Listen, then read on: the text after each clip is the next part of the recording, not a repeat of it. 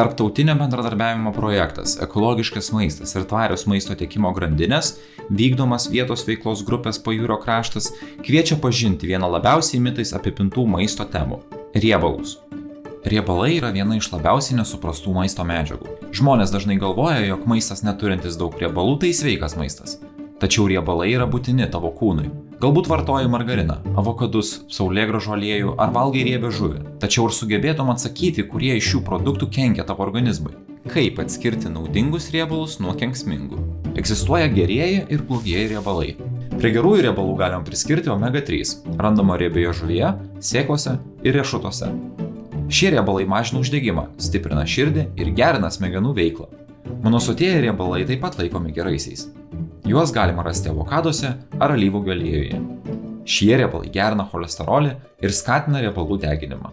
Ir galiausiai kokybiški sotieji riebalai, tokie kaip sviestas ar kokosų aliejus. Jie naudingi hormonų balansui. Tuo tarpu prie blogųjų priskiriami transriebalai, tokie kaip margarinas ar perdirbtas greitas maistas. Taip pat rafinuoti aliejai, specifiškai rapsų, saulėgrąžų ar sojų. Šie riebalai gali sukelti širdies ligas bei smarkiai pakelti tavo cholesterolį. Riebalų bijoti nereikia. Jie yra būtini tavo kūnui. Tai statybinė medžiaga tavo ląstelėm. Gerieji riebalai taip pat prisideda prie hormonų gamybos. Be jų gali atsirasti depresija, hormonų disbalansas ir silpna imuninė sistema. Pradėjus vartoti geruosius riebalus pagerės smegenų funkcija, pagerės nuotaika ir svarbiausia jausitės sotus ilgiau. Įsivaizduokite Arną ir Mykolą. Arnas pusryčiams suvalgė bandelį ir išgėrė sulčių. Tuo tarpu Mykolas sukirto kiaušinienę su avokadu ir sviestu. Po 2 valandų Arnas jau bus alkanas, nors Mykolas vis dar bus pilnas energijos. Mykolo paslaptis gerieji riebalai.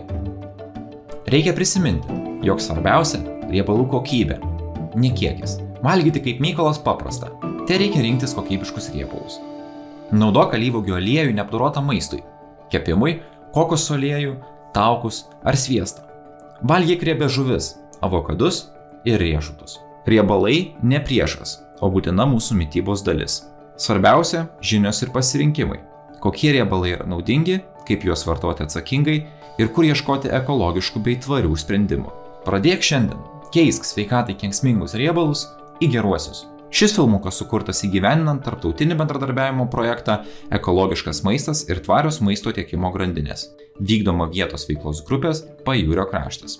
Sužinokite daugiau www.pajūriokraštas.lt. Taip pat galite mus sekti Facebook platformoje.